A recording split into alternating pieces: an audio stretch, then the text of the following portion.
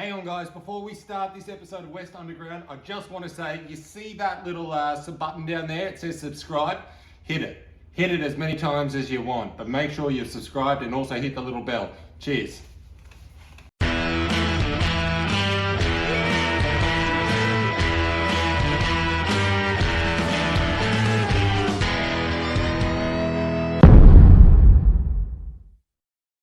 Hello and welcome to West Underground. Today we have a very, very exciting episode. Me and Paul are ecstatic, and I can't believe that this is actually happening, to be honest. We have Dave Eastgate joining us, and what can I say? Stuntman, comedian, actor, writer. Like, guys, I don't have enough fingers to give this man all the credits. He is due. And like, this man is an absolute legend. He's been up since 7 o'clock on set today, and he's still joining us. And thank you very much, Dave. And mate, if you've been on set today, what have you been, what's that been like? And what have you been doing? Man, I'm doing a new TV series for Acorn TV. Which is a streaming channel, which is all British and Australian shows. And some of the shows they make, some of the shows they buy, the shows that we know. But anyway, it's for a foreign audience, which is very exciting. And yeah, been on set with Brian Brown and Greta Scacchi, who are two legendary, you guys know who I'm talking about, right?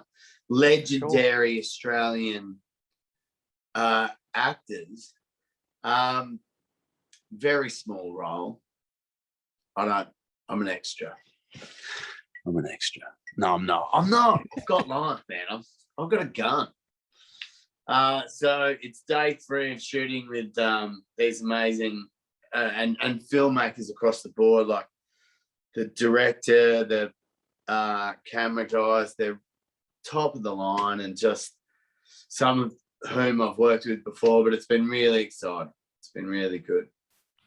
And you just mentioned there some like legends of cinema, and also I know a little bit about some of your previous history, and you've worked with legends before. But what does it actually feel like? What did it feel like today for you to be, on a set with cinema legends? Like Hamish, it's a weird experience because there's a lot going on. Like, oh, by the way, shout out to Paul. Paul, are you there? Yeah, I'm here, Dave. How's it going? There he is. There he is. Pops up. Hey, guys. All right, fuck off, Paul. Hamish and I are having a chat. Fucking Paul, ruined. He just interrupts everything. Like, it's unreal, man. Anyway, moving on. Yeah, come back, Paul. I feel like I've offended Paul. Come back, Paul. Yeah, hi. I'm a bit afraid now, Dave. It's I more. I love you. Look at you with my T-shirt in the background over your little ear. You're so gorgeous. I've been waiting for this for a whole week, Dave. So I thought I'd put it up for you. Mate, you've been waiting for this for your whole life, Paul. Don't lie to anybody. I love you, brother. Love you too, Dave. Just for the viewers, I know these guys from Frankie's Pizza, where my band does the karaoke, and my band is in the background. Paul's plugged it plenty of times on the show. Thank you, Paul. I love that. I got one new follower after the last time, and I'm stoked about it. You're a legend. Look at you, your cute little fucking face. He's got a beautiful, so that's our t-shirt, that's the band t-shirt. And it's got Robert Plant as well, so I've got two legends behind me. I thought I'd put them up at the same time. I'm with Robert Plant, because I know you've been swapping the t-shirts for every episode. Oh man, that's very sweet. Okay, fuck off. Me and Hamish are having a chat. Hamish, come in, yes. Hamish. I'm here, Dave. We're on Zoom, aren't we? We are. The audience knows that. We're going to drop in and out. Well, I hope so. Mate, yes, mate.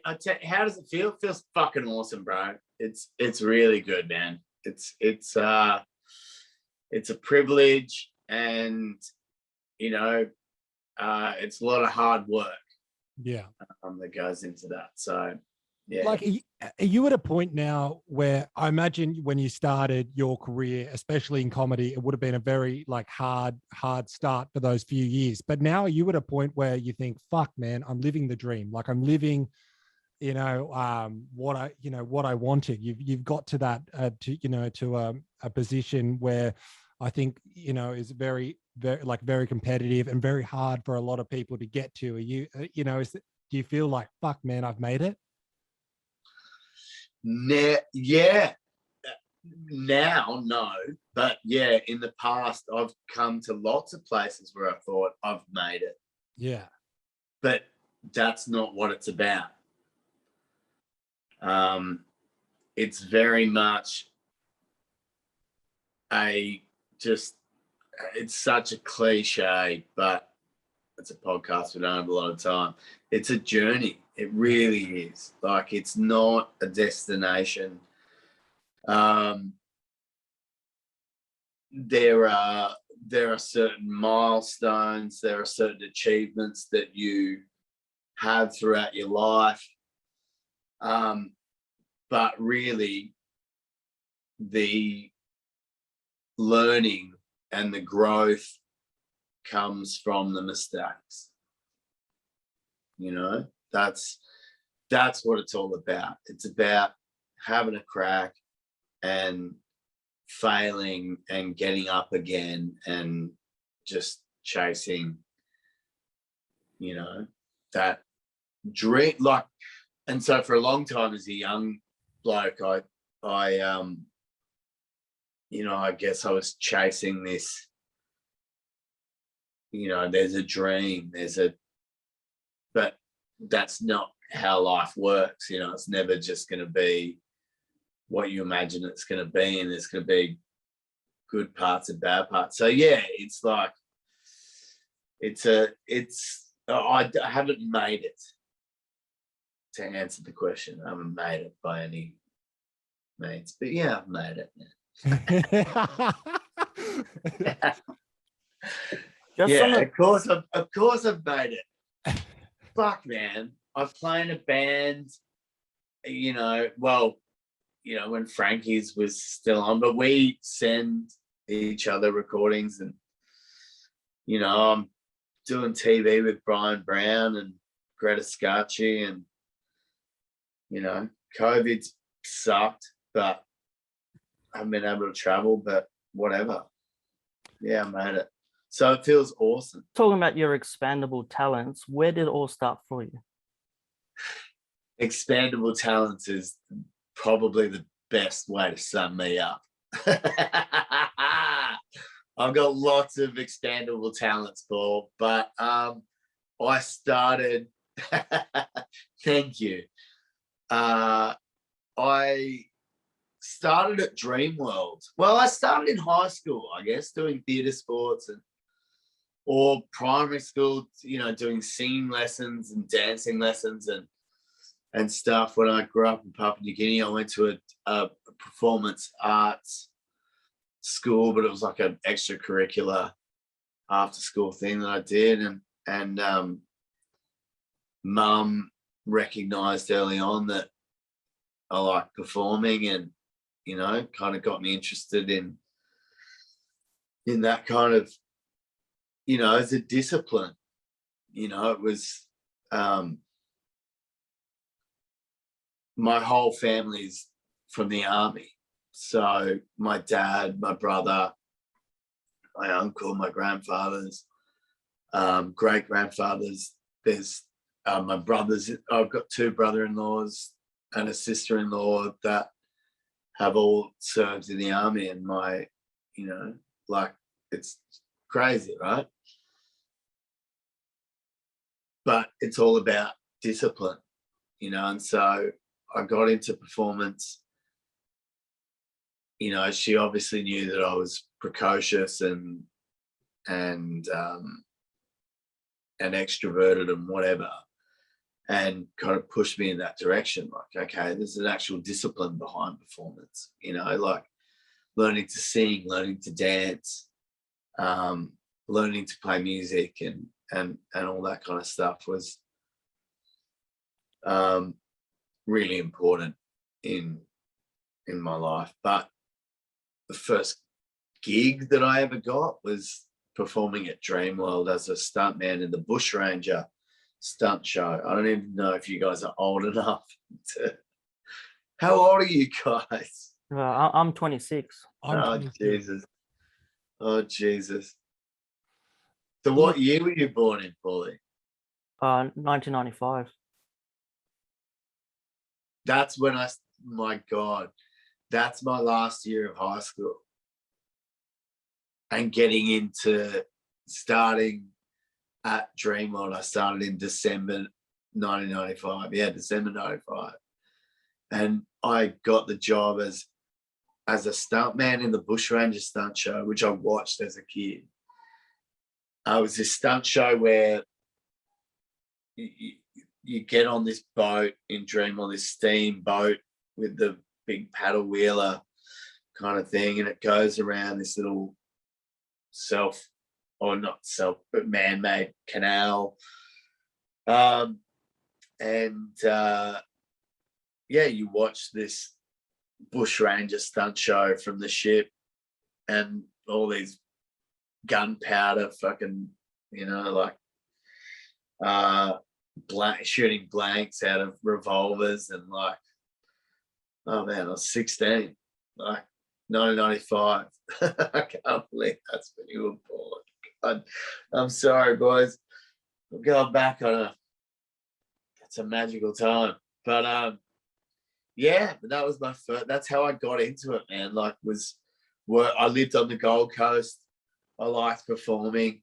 There was an ad in the paper. My mum saw the ad in the paper, said, "Why don't you go to Dreamworld and do this audition?" Okay, cool.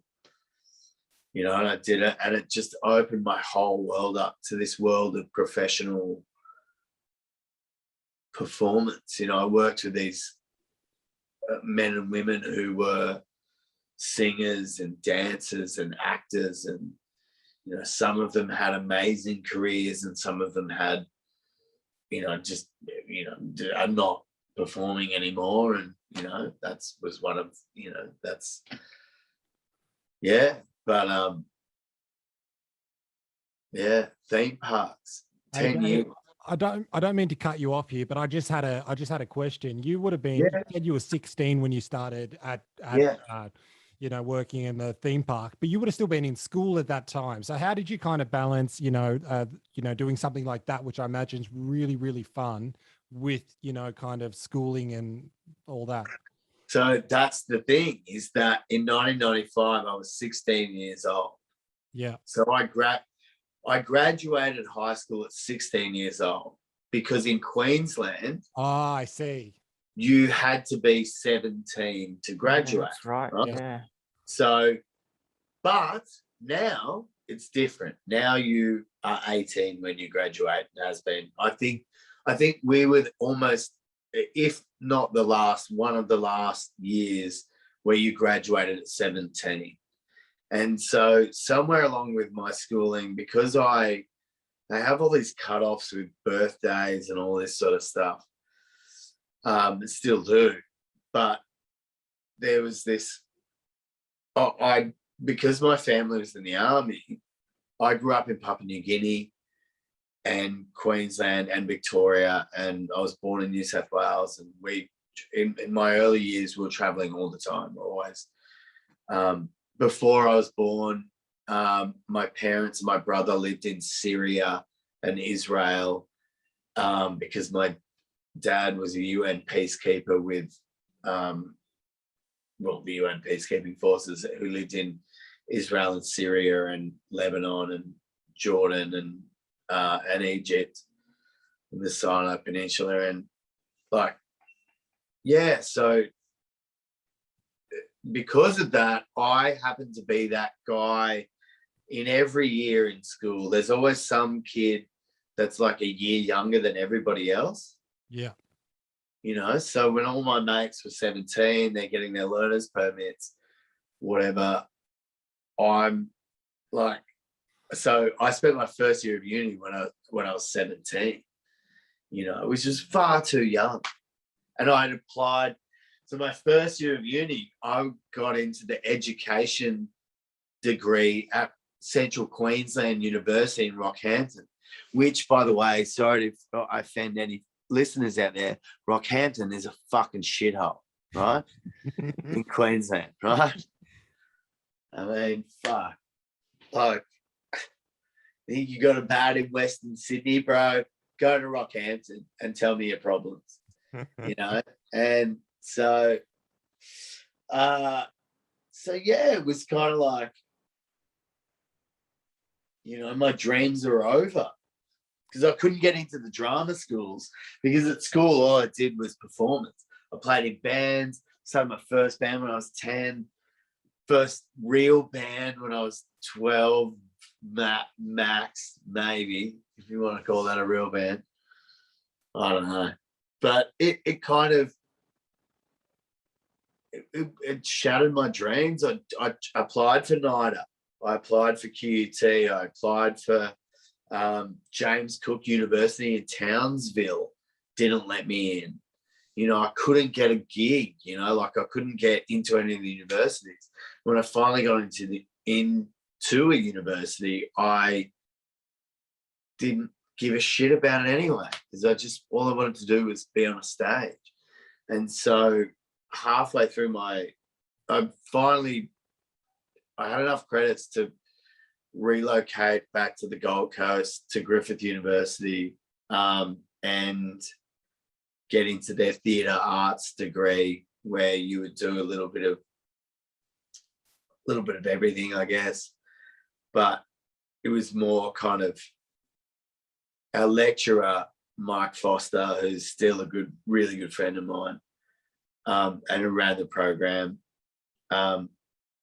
He kind of said to me, "You're wasting your time at uni. You're on stage every weekend doing stand-up. You're here, you're there, you're every week creating stuff, and you're not doing your assignments, and you're not showing up on time to lectures that you don't care about. So go forth, you know, just go and do your own thing." And that's when I got into stand-up. And so then stand-up then was kind of my focus, because with stand-up,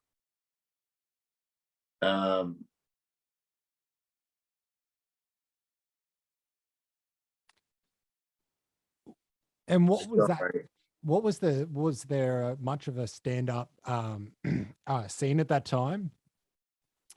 Yeah. Especially There in was Queensland? massive. Yeah. Well, say that again. Let's start again. All right. I mean, was there much at that time? Was there much of a stand-up like scene up in Queensland? All I can think of, I imagine Carl Barron would have opened some doors up in Queensland, but at that time. But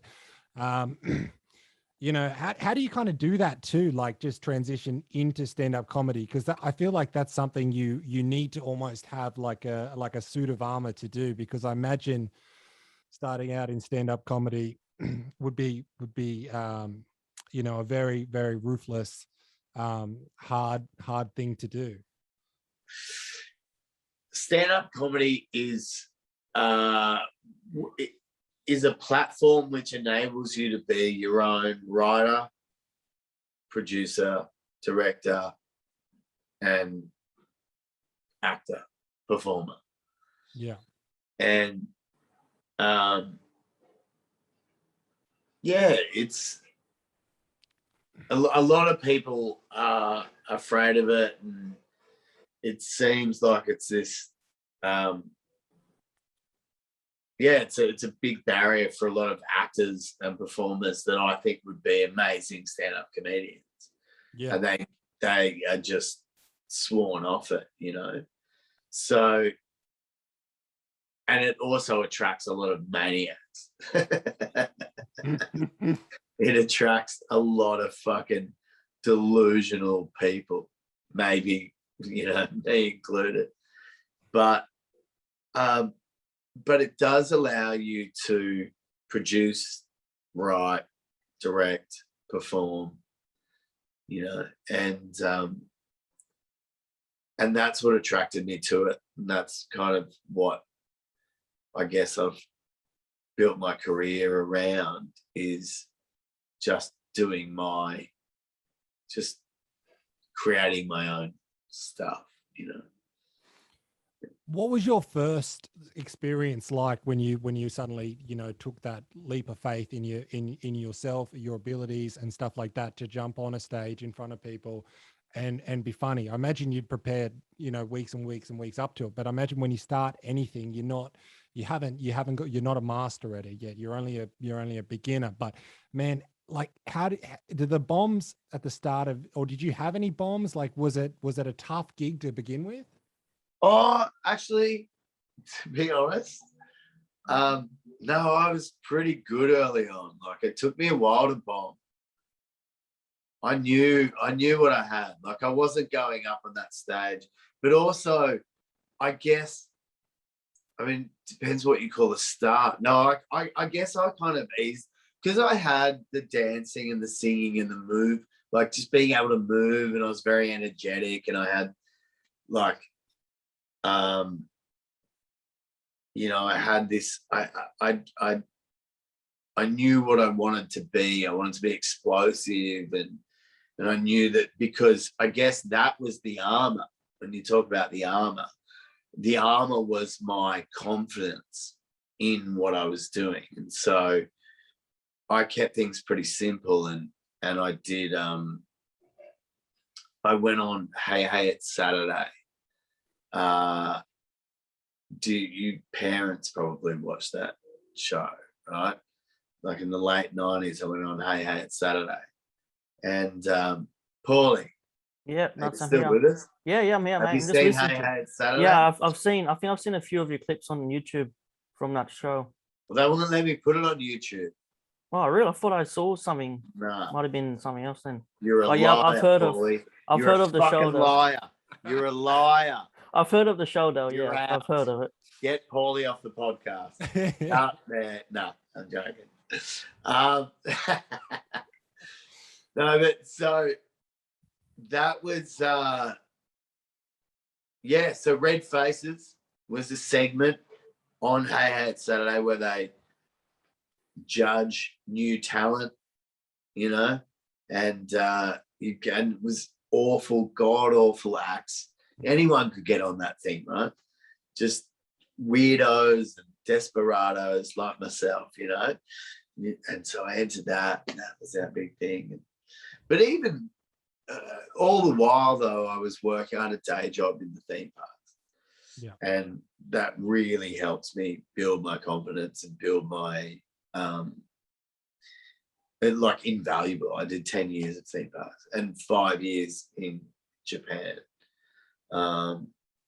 which was an amazing time. Just on the topic of Japan, what was the experience like over there? Mate, it's a very interesting place. Obviously, if anyone's been there, it's contradictory. There's a lot of technology, and yet there's a lot of tradition. There's a lot of deep, like, sexual depravity, and a lot of what's the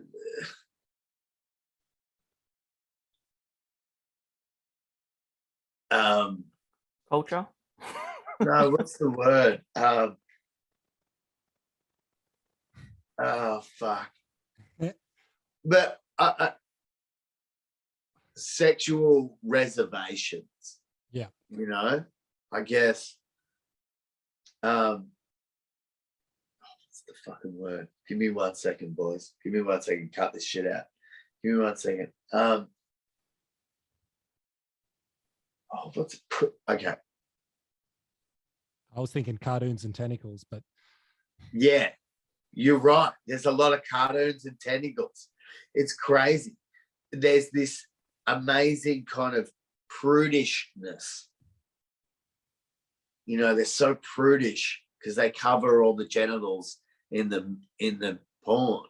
yeah. And, you know, but it's this depraved pornography with tentacles and fucking all sorts of shit.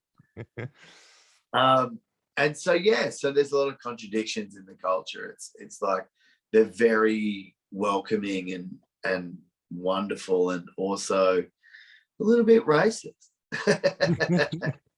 Like there's, you know, it's kind of, yeah, it's a very strange place, you know, compared to our existence in Australia or you know, fuck. I grew up in Papua New Guinea. You know, Japan is strange to me, but but I love it nonetheless. I absolutely love Japan, and So did you learn the language when you're over there? yeah, man. Yeah. 日本語喋りますよ。だってさ、俺は日本人です。で、ポーリさんとヘミッシュのポッドキャスト、ウエストアンダーグラウンド。すごいですよ。ありがとうございます。お願いします。よろぴく。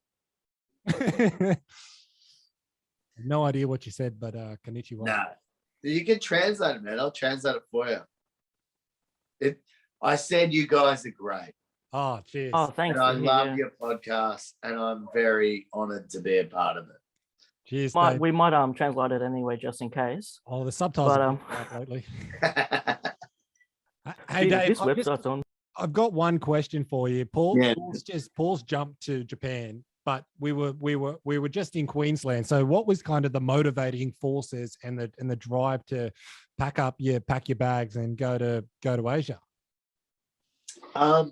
The job was at Universal Studios Japan, and I'd done 5 years in Dream World and Movie World here on the coast, and there was a theatre restaurant that I worked at called Crazy's Comedy Box in Broadbeach here, and that was a theatre restaurant style show where we did sketch comedy and music and dance and all that sort of stuff. So yeah, I just turned 22 and went over, got the job, and was paying good American dollars and Japanese yen in per diems, and so it was really good money, which I fucking spent. Oh no. Oh, I spent all of it. It was great. It was a good time. Bought guitars and drum kits, and oh my God, I went on holidays. It was amazing. So I spent 5 years. So it was the money and the job that took me there.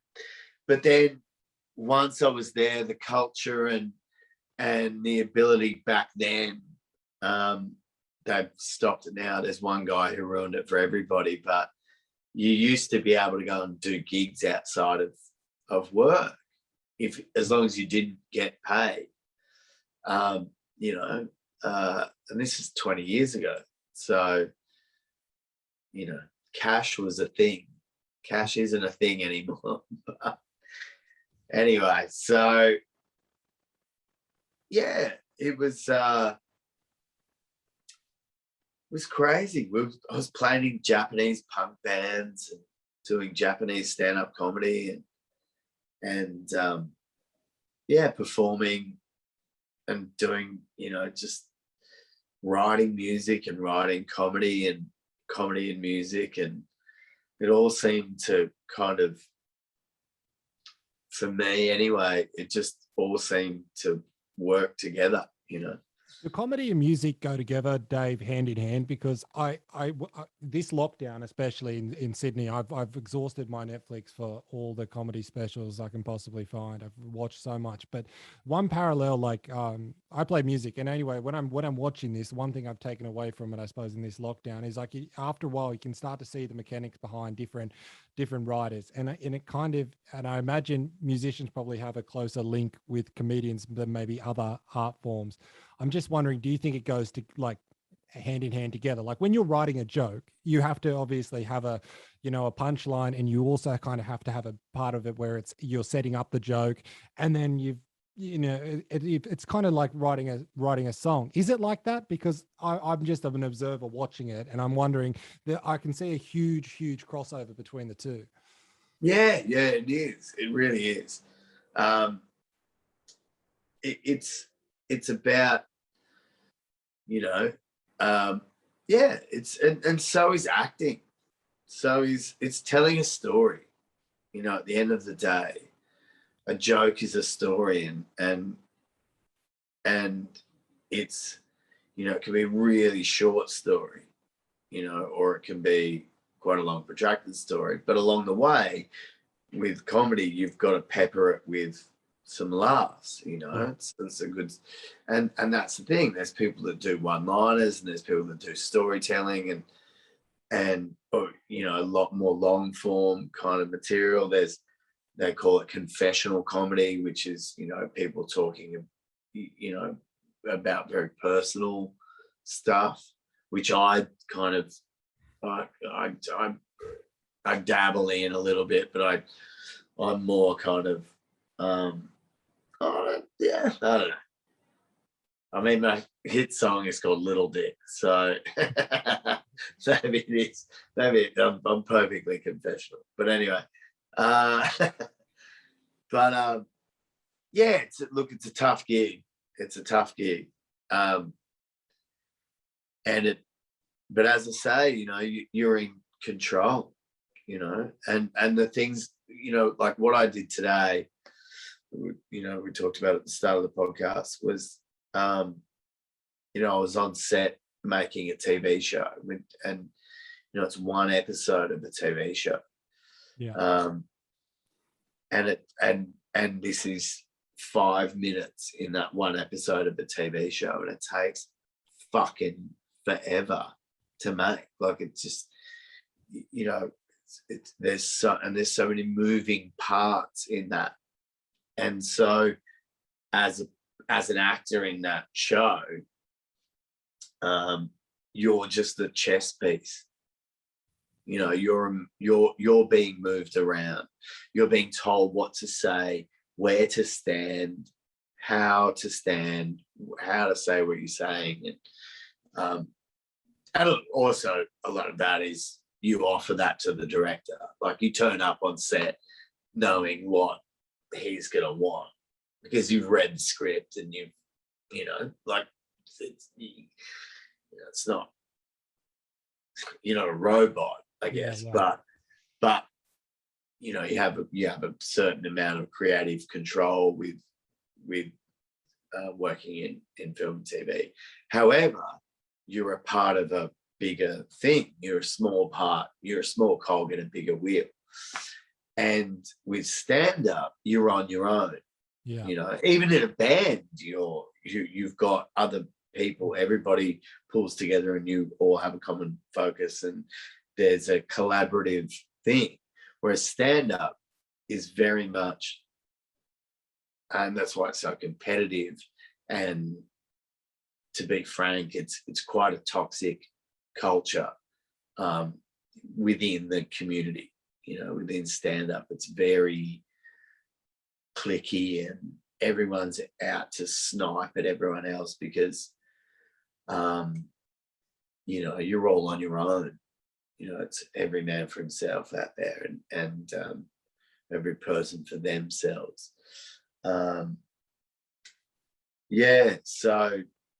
Stand up, I think, has been the hardest thing for me to, and is the thing that I kind of keep working on. I think for me, I'll always come back to stand up. Yeah. You know. Who were your influences? Like you said, you were, you know, wanting to be explosive when you started your career in stand-up. Were you looking to people in the States like Sam Kinison, or were you staying very much in Australia and just kind of keeping your eyes on what's going on? Like, who were your influences? Well, Kinison in the 80s. So I was born in 1979. Yeah. So in 87, 88, I'm starting to know and discover at the ages of 8 and 9, I guess, I'm starting to discover what stand-up comedy is. Yeah. I'm not, prior to that, I knew what comedy was. My father listened to the Goons, the Goon Show. Have you ever heard of that? I have. Yeah, right. Yeah. I don't know if the listeners have, but there was a show in the 60s with Peter Sellers was the most famous. As Peter Sellers and Spike Milligan were the most famous comedians out of that. It was a British radio show, a serial show. So it was a story of these crazy characters called the Goons, and Harry Second was a part of that. And that was this, like, I just remember Dad laughing to that all the time. It was a 5-minute thing that would come on at midday every day on the radio. Back then, kids, we didn't have fucking podcasts. So, anyway, but my parents weren't particularly musical. Their music certainly wasn't to my taste. But, so I kind of knew what laughter was. I knew what funny was. But stand-up comedy, Bill Cosby, I don't know if that's controversial anymore or whatever, but I was a massive Bill Cosby fan. Was Rodney Rude around at that time? But it took me a while. I didn't get on to Rodney until later. Yeah. And prior to Rodney, I'll tell you why I didn't get into Rodney. Like, it was just all the dickheads at school like Rodney Rude. And obviously Rodney got thrown around heaps.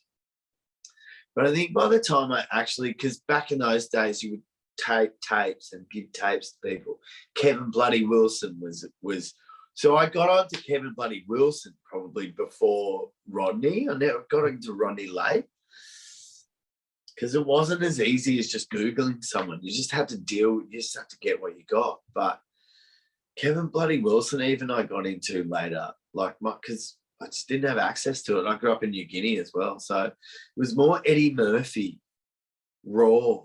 So I wasn't shocked by Rodney Rude. Yeah. By that stage, I think. Whereas all the other kids kind of were. Yeah. I know, it's not to say I don't respect those guys, and I certainly loved Kevin Bloody Wilson. And then Cole Elliott was another guy I'd kind of gotten into. He was an Aussie comedian who I've worked with since, and he's not famous, but he's a kind of bit of a legend in my eyes. You know what I mean? Yeah. So if you're out there, kids, Cole Elliott, it hasn't aged well. These guys. But I tell you what has aged well, if you want to check out some good 80s Aussie comedy, is the Doug Anthony All-Stars. The Doug Anthony All-Stars were probably the biggest comedic influence on me. They were my Tenacious D. They were, man. So, yeah, those guys, Lano and Woodley, were also a massive influence for me in the 90s.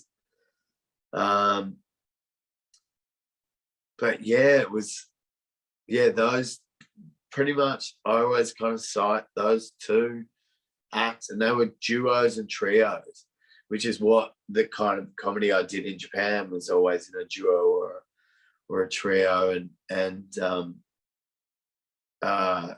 Japanese comedy is primarily in duos. So I really love duos. Another great one is Abbott and Costello, obviously, they're from way before I was born. But so that 80s and 90s time was electric, I really and gravitated towards. So Doug Anthony All-Stars were a musical act, a musical trio. So were Lano and Woodley. They were a musical duo. But they didn't just do music. They did music and comedy. And in between the songs, they had banter. And they had this other fucking, and they were kind of characters. They were caricatures of themselves. And it was that mix, particularly those two acts, Lionel Woodley and Doug Anthony All-Stars, with this, and even the Goon Show that Dad used to listen to was a mixture of jokes and characters and music that that brought it all around for me. So it was like, I want all of that. I want to play characters. I want to do silly voices.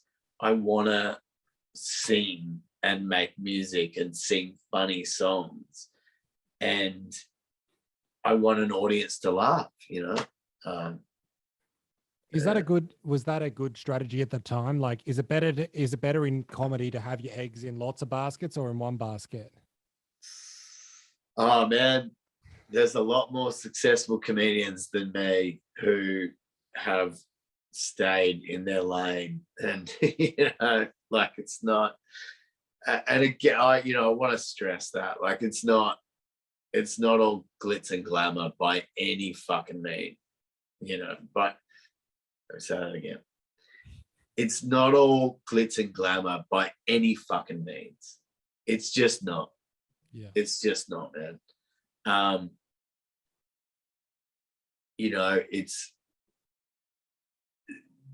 you know, people, there's a lot of luck.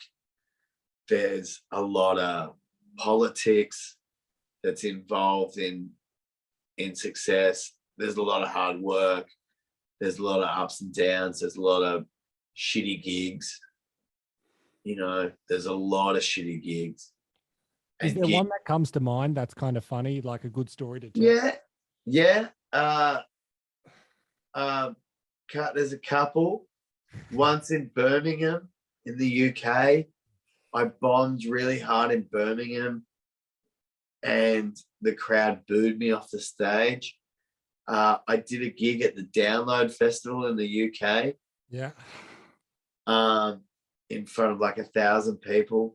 And I walked out on stage and they're all standing, which is awful for comedy. Comedy, you want people sitting and watching, and so they're not distracted, so they're just focusing on you. You don't want people standing around in like a mosh pit.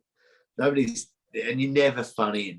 I've never had a good gig in front of a crowd. I did the Gympie Country Music Muster and got hurled fucking beer cans and Bundaberg rum cans and like just awful. But Download Festival, I walked out and I just misread the room. So I walk out, the first thing somebody says is home and away or home and away. And I'm like, mate, it was like one of my first gigs in the UK.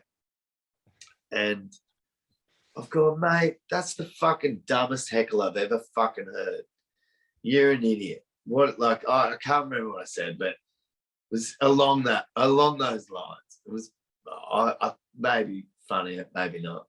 Anyway, but I was like, mate, you're a fucking, like, they told me, that's what I said. They told me the UK that you guys are the best hecklers in the world and that I should fear you guys. And you just yelled home and away. You know, next time your mouth wants to shout something out, tell your brain to tell your mouth to shut the fuck up. And everyone booed, right? Everyone booed. And then I started going in the audience, fuck you, boo. And I'm emceeing the show. I've got to bring other comedians on, right? And I'm like, I couldn't believe it. It was fucking awful. And I find out later that they were booing him, not me. They were booing the guy who said home and away. Oh. So no. I've called them all cunts. And sorry, I don't know if you can use that, but I've called them all fuckwits. Yeah. And I thought they turned on me. So then I became more combative with them and it just turned into this clusterfuck of, oh man. So that was bad. Birmingham got booed off. Oh, the other one was too long of a story to tell. So it's for another podcast. Oh man, I imagine that it's like, does it make you want to work harder if you have a bomb, or does it fuck you up the other way and go, man, I don't like this. Like, I want to, you know, get out of stand-up comedy for a week, and then you kind of convince yourself back into it. Is it one of those kind of relationship? Mate, it's 26 years. Of course, it's you got to stick at it. Like, yeah, it does. It's got to. That's how you learn. You know, it's like skateboarding. What's the hardest thing about skateboarding? The fucking concrete. You know, that's it's just. And in saying that, that's what I hate about skateboarding. It hurts, and I don't want to do it. So I don't. I ride my skateboard, but I don't do bowls and tricks and ollies, and I don't want to hurt myself. I just want to surf the sidewalk, you know, like. So yeah, you gotta suck. It's gotta hurt. It has to, and life does. You know, that's the other thing, is that, yeah, life sucks for everyone. Like, it doesn't suck as much as it did for our grandparents. Life really sucked for them, but not nearly as much as their grandparents. Yeah, Because life sucked even more, you know. But life sucks. It's full of, like, doesn't matter, you know. Life is,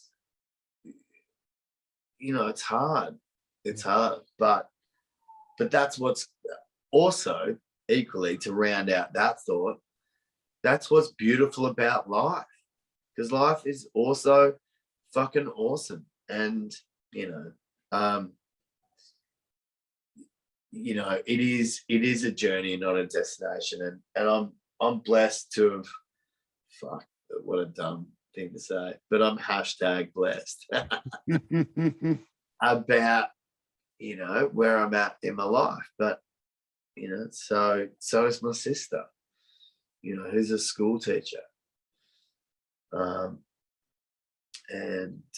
you know, at a state school on the Gold Coast, the same school that she went to school at when we moved back from PNG. wow. You know, everyone has their ups and downs, and it can, from the outside, it can look like it's this really glamorous thing, and it's really cool and exciting, and it is in its own way. But it's fucking, takes a lot of hard work and a lot of, you know, sucking, you know, a lot of sucking up on stage and getting pelted with beer cans and booed and you know, anyway. At the start of this podcast, we said to you, you know, we were kind of talking about where you're at now, but I'm imagining, like, and I'm only 22, so I'm at the age you were when you were, you know, heading off to Japan, packed your bags, and, you know, went over there. But I'm just starting to notice now, which is also 20 fucking years ago. Yeah, that's amazing. Well, you look good for your age, Dave. Anyway, that's nice. And I was just, you know, I was having a conversation with a friend earlier today, and I was saying, you know, there's things that you want, you know, in your brain, right? And you think, fuck, it'd be great if you had that, or got that, or you did this, and you kind of, you know, achieve little victories along the way. But those little victories were, you know, hard work to get to. But once you kind of got there, it's opened another door, which there's another challenge inside of that, which there's another challenge inside of that. So I like, you know, I wonder, like, is there ever a point where you're like, fuck, I'm successful, I've done it? Or is there always a point of, you get a key to a door, you unlock that door, and there's another door in that fucking room, and you've got to go through that one and that one and that one and that one? Oh man, no, absolutely. No, it's and I'll tell you what, it's more of, open that door and now I'm in a new room, and you know, this is the room that I thought, you know, I've made it. This is the end. And then you see another door and you go, oh fuck, okay, and yeah, all right. There's I guess there's always those. I mean, if you want to use that metaphor, but so there's always something, like there's always someone who's just a little bit ahead of you in life. Yeah. I don't own a house. I've been bankrupt. Like, I've made a lot of mistakes. I burn a lot of bridges. I've had a lot of fuck ups, because I went through the wrong doors. But then I've had these amazing things as well. But yeah, so of course it's never, who's made it? Like, what has made it? Like, is made it Jeff Bezos made it? Like, that's what I'm asking you. Like, I'm just Fine. wondering, because it feels like that for me at the moment. I'm just noticing that there's a little where you conceptualize, okay, I'll make it if I'll be happy if this happens, and you kind of have that happen, and then you're like, okay, there's another thing and another thing, another thing. Yeah. Obviously, there's That's that's a good point. Like, obviously you've got little goals that you set yourself, and you've got big goals that you set yourself. That's the other thing, is that you have these big goals and these lofty goals that you're like, eventually I'd love to have this, but you got to knock those goals off as you go. Like, you got to play what's in front of you in a rugby league metaphor, or a sports metaphor. You got to play what's in front of you. You really do. Like, you kind of got to roll with the punches, but you got to work hard, and you got to write, and you've got to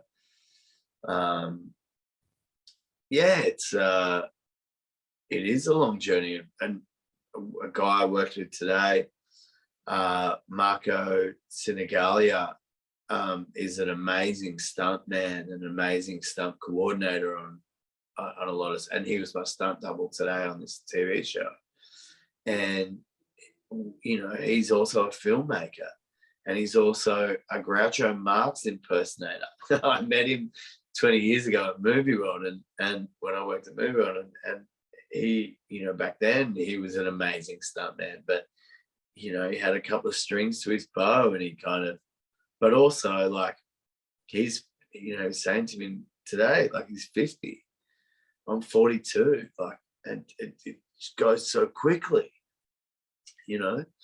and he's still doing film, and he's still doing stunts on films, and he's making films, and he's writing scripts, and he's still working. He's someone who, I'm surprised if anybody out there had ever heard of him.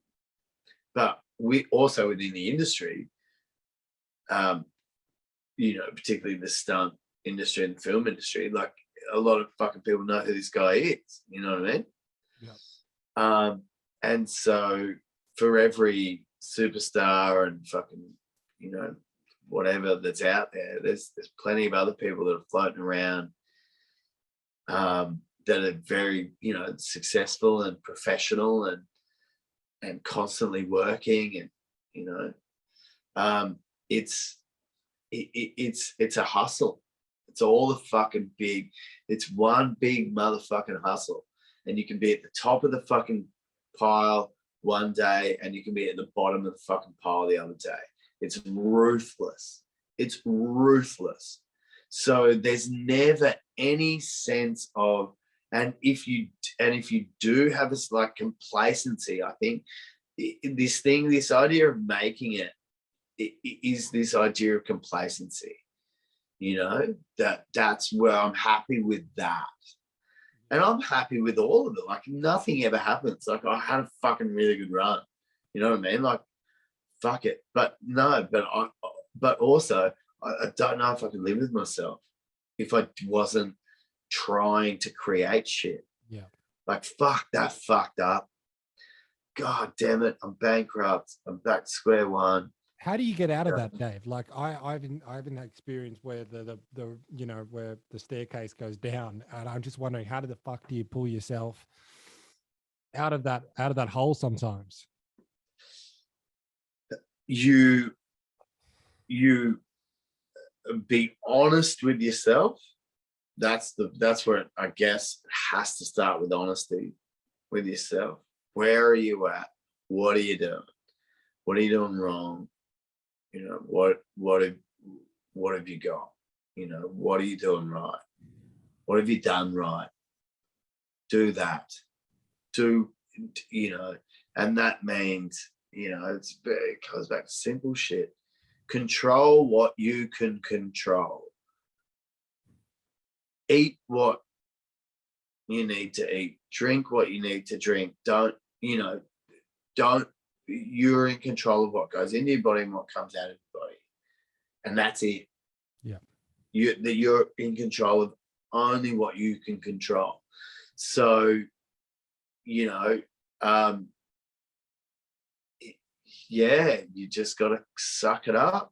And that's where, you know, mental health but physical health, firstly, you know, concentrate on your physical health. Be physically healthy, get sleep, you know, get exercise, diet. I don't mean go on a diet, but just exercise, diet. They're really important. Be active, write every day. So I have a diary, you know, I have a sort of, it's kind of a journal, you know. I write creative stuff, but it's not a journal, but it's a diary, and I make sure that I write it because I've got ADD, so I write everything in my diary and make sure I've got reminders for everything. There it is, right there. It's fucking right there. I write in pencil. I've got an eraser, so I can, you know, do shit out. But every day in my diary it says train, practice, write. Train, you know, exercise, practice my guitar, and write. And those things can be interchangeable in the sense that, and I'll cross off only what I've done. Like if I haven't trained, but I have practiced and written, then that's cool. But writing can be as simple as constructing a really well-worded email. You know what I mean? An email that takes you fucking an hour to write, and really taking your time with, you know, it's an important email.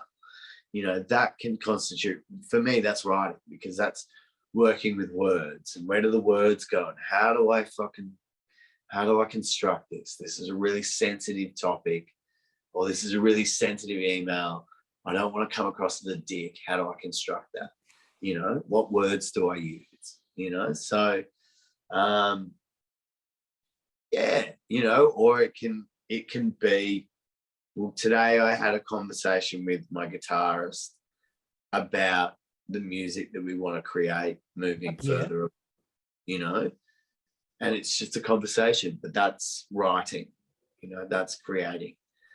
So yeah, so train, practice, write, you know, if you're creative, but if you're not creative, then don't write, but just train and practice whatever you know, if you're a fucking plumber, practice plumbing, you know.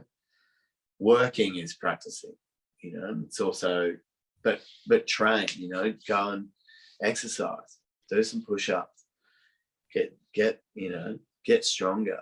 Yeah. Physically and mentally, and because in the past I didn't do that. I just went into a fucking hole, you know.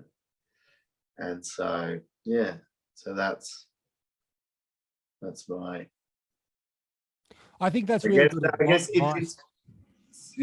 that's my advice. And I think that's that it's not just advice, it's a process. It's just something that you have to do. And trust me, when you do it, you actively fucking do it, everything else falls into place. All of that emotional shit, all of that mental shit, it all falls into place when you train, practice, write. Yeah. And writing, and you know, even if you're not creative, you know, people that are out there, I guess most people out that listen to this are creative, I guess. But writing, learn your own language. As someone who speaks fucking 3 languages plus a little bit of Arabic, you know, just to circle back quickly, I want to wrap it up. I think this is a good place to wrap it up. But yeah, growing up in Papua New Guinea, I spoke Papua New Guinean pidgin as a kid, and you know, I was like one of fucking 5 white kids in my class. You know, we had anyway. It just, you know, like learning that language as a kid opened me up to language.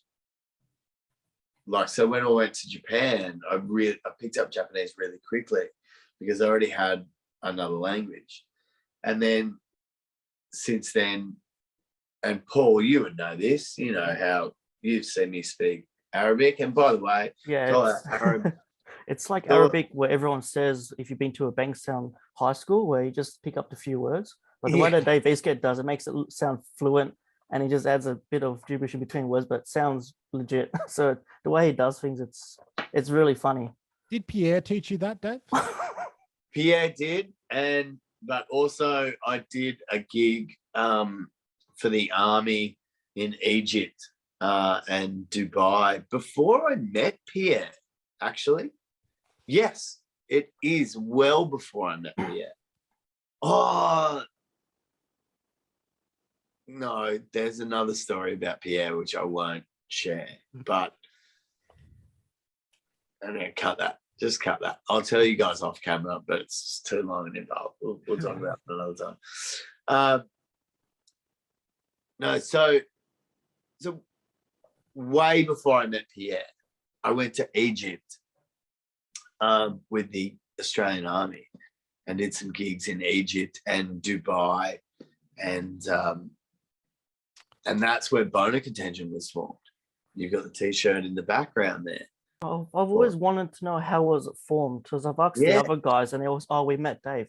I'm like, yeah, but there should be like a background story. But I knew you had obviously different members before Pierre and Blake did. But I just want to hear the background, how you started that band all those years ago as well. All right. So I went to Egypt with the army. I met these guys who were already in a band. So when you go and do these shows for the army, you there's a band, there's a couple of singers, there's some presenters, a couple of celebrities, and a comedian, you know, or a couple of comedians, as in our case. And I don't know if you guys know, but we have troops on the border in Egypt and Israel.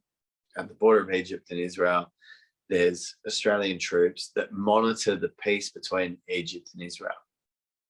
And it's a small number of troops, but it's also an international group of troops. My brother has served over there in that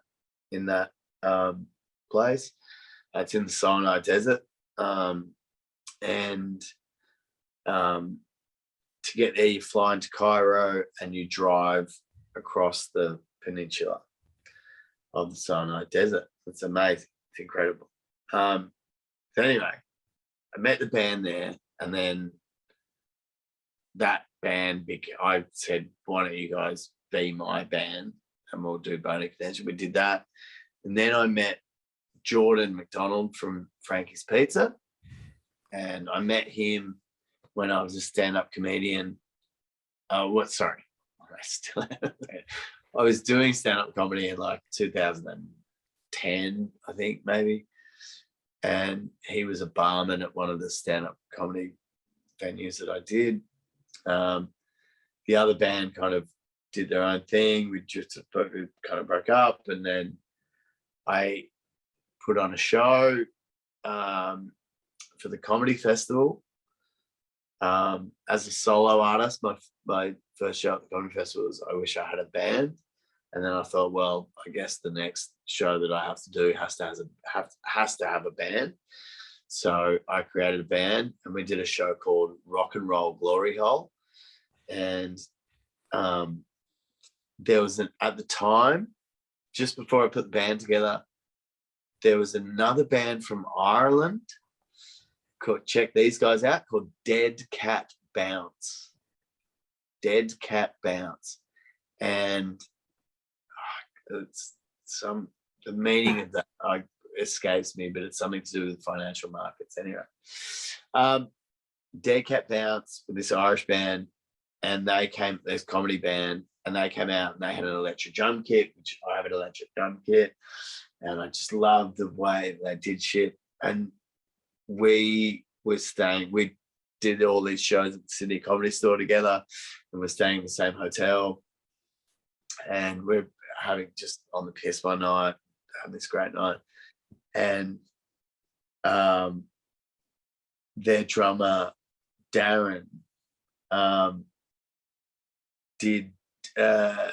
said that he had this idea for a band called Boner Contention,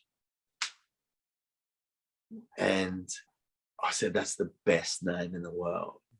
And he said, "Is that we can have it?" I was like, "Dude, are you serious?" And he was like, "Yeah." And I was like, "Oh my god!" So yeah, shout out to Darren from fucking Dead Cat Bounce for the name. But anyway, so then I got Jordan and his brother Joel to join, and we did this show at the comedy festival called Rock and Roll Glory Hole. And then they were busy with, obviously Jordan was busy with Frankie's and Joel was busy with his own band. And they had a karaoke band called Jungle Rump.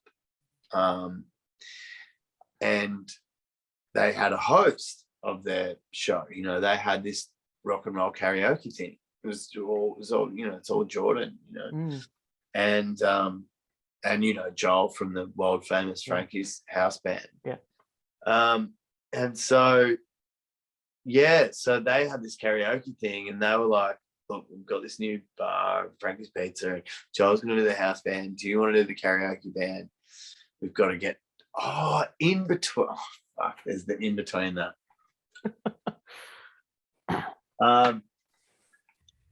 There's an in between that where I meet. We do this TV show. God damn it. Oh God, it's such a long story. We do this TV show. I'm doing a TV show called Wednesday Night Fever. It's a sketch comedy show on the ABC. I'm one of the actors in it, and I also get cast as the house band. The producer of the show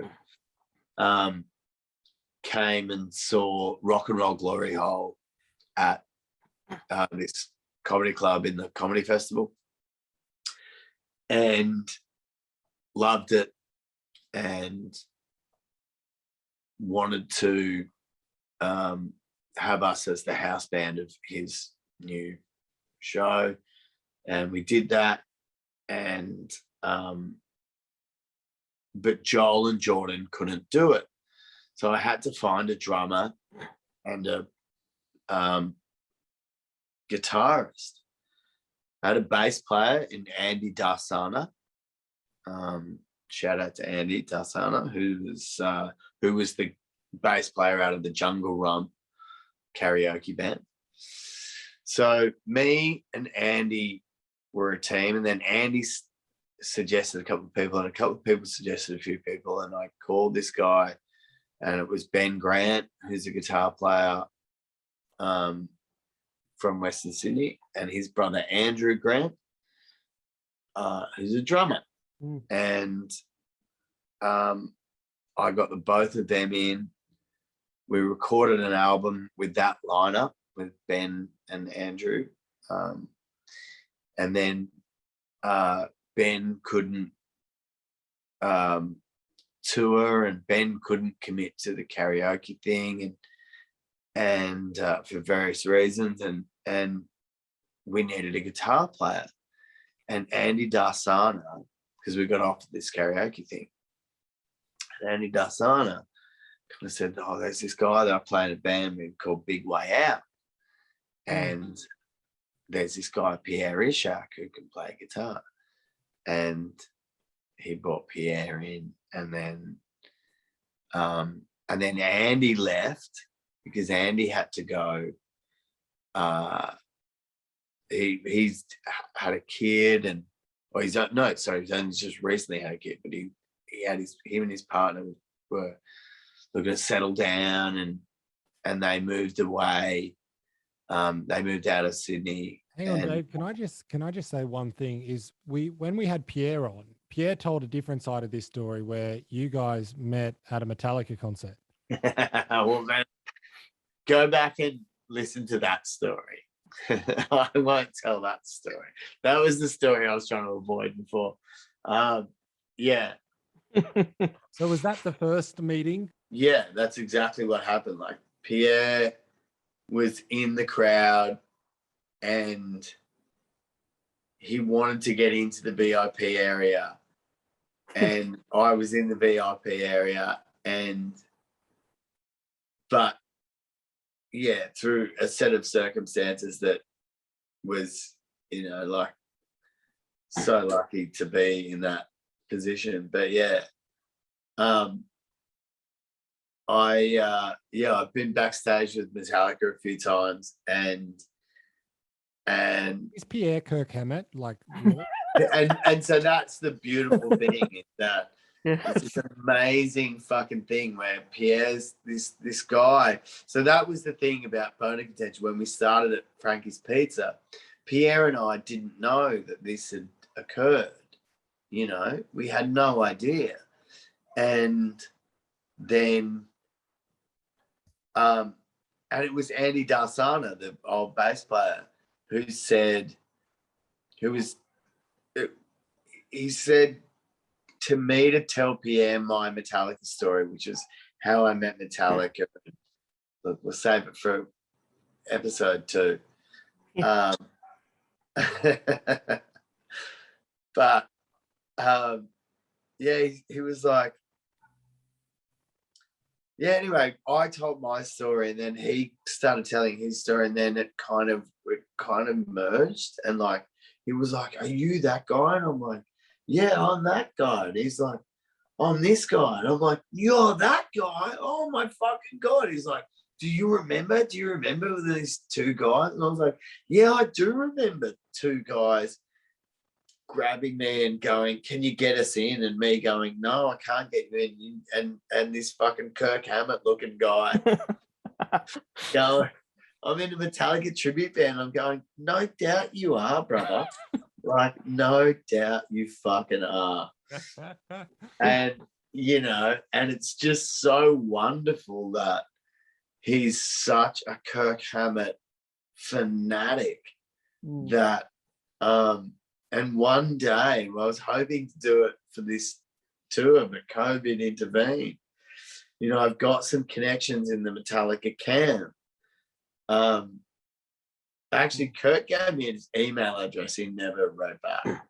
I should, you know what? I should send a follow-up email, but with Pierre's fucking photo.